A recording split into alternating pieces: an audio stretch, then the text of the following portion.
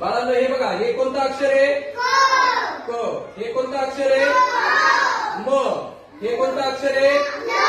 ल. आणि हे कोणतं अक्षर आहे? तुम्हाला माहिती का?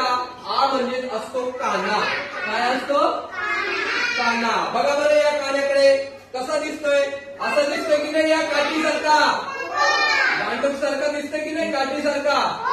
आता ही जर काठी मी माझ्या पाठीमध्ये मारली तर मी कसा ओरडेल माहिती का तुम्हाला? कसा ओरडेल? कसा ओरडेल मी?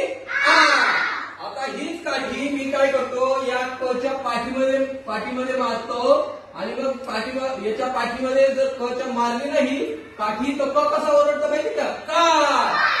कसा ओरडतो? का.